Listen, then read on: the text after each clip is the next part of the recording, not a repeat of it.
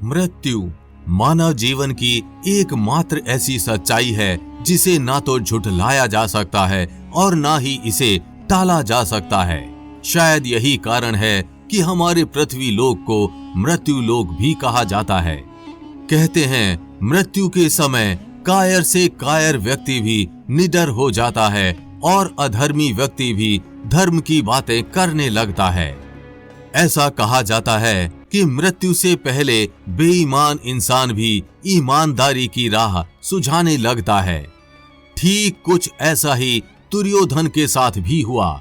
दुर्योधन महाभारत का वो खलनायक जिसने अपने जीवन काल में कभी कोई भी अच्छा काम नहीं किया, जिसने सारी उम्र अधर्म, असत्य और षड्यंत्र का मार्ग तो अपनाया ही, साथ ही पांडवों को दर दर भटकने पर मजबूर कर दिया। ऐसे पापी दुर्योधन को भी मृत्यु के समय अपनी भूल का एहसास हो गया था।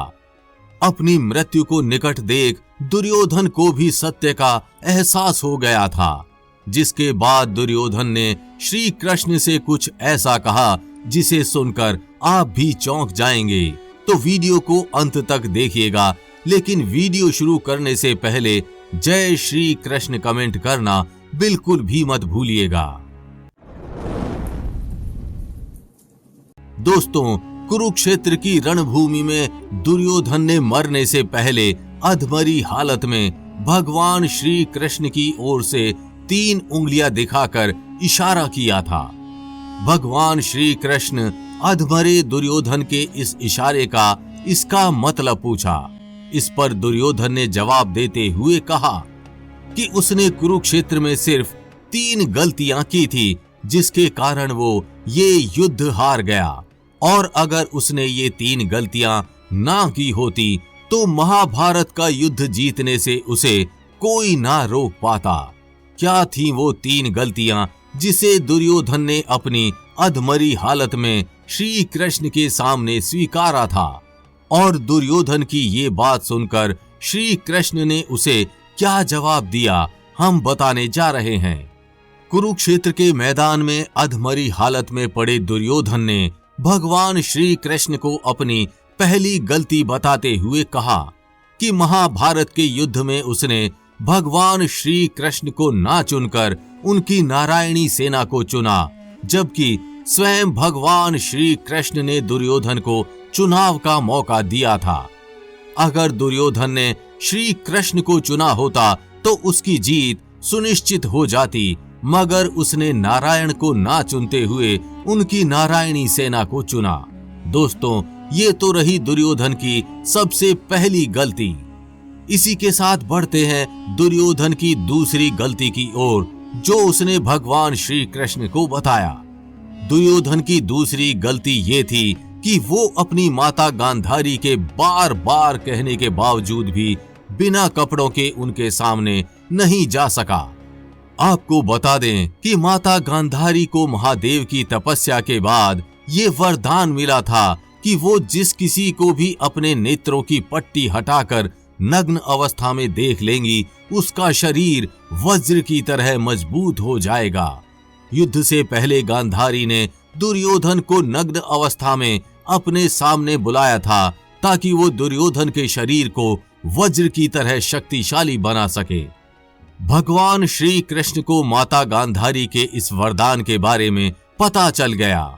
इसके बाद श्री कृष्ण ने दुर्योधन से कहा कि ऐसे कैसे तुम अपनी माता के सामने नग्न अवस्था में जा सकते हो?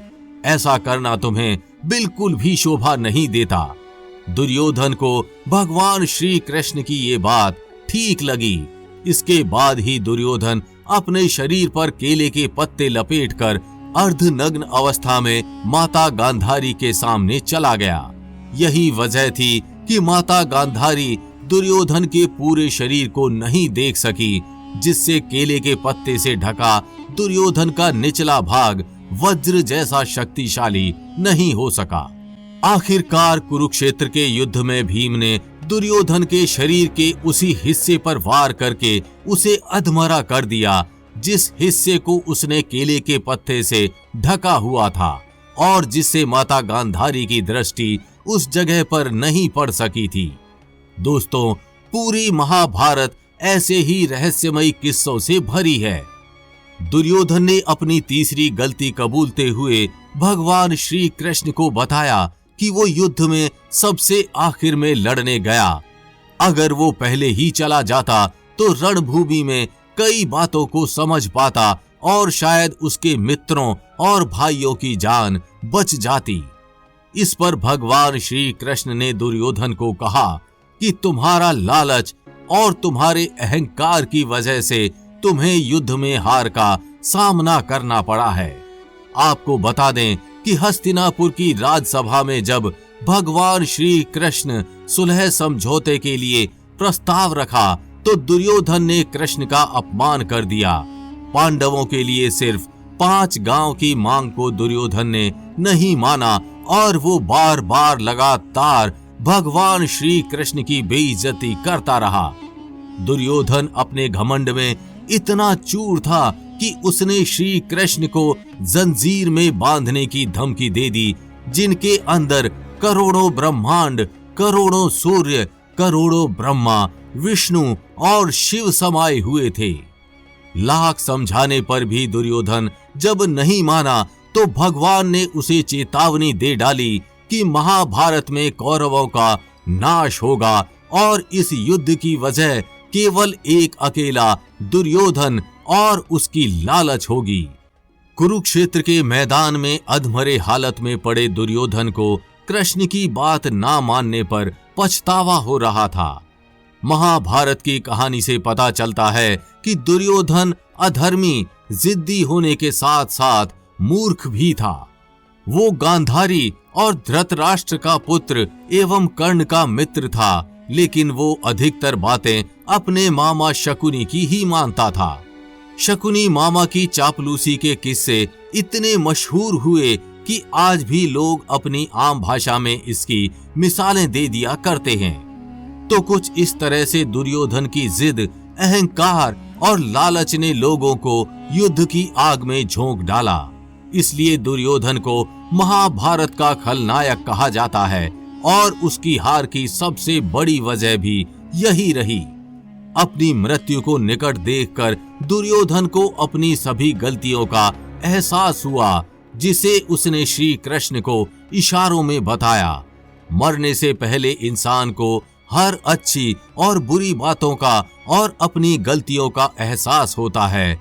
ऐसा ही एहसास कुरुक्षेत्र के युद्ध में अपने आखिरी समय में दुर्योधन को हुआ।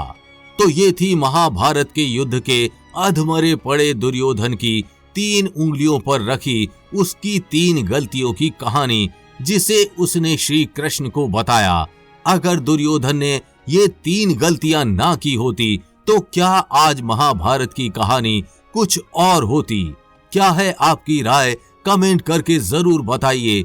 वीडियो को लाइक करिए, साथ ही अगर चैनल पर नए हैं तो अभी सब्सक्राइब कर लीजिए। ऐसी ही रोमांचक कहानियों के साथ मिलते हैं अगली वीडियो में। तब तक के लिए जय श्री कृष्ण।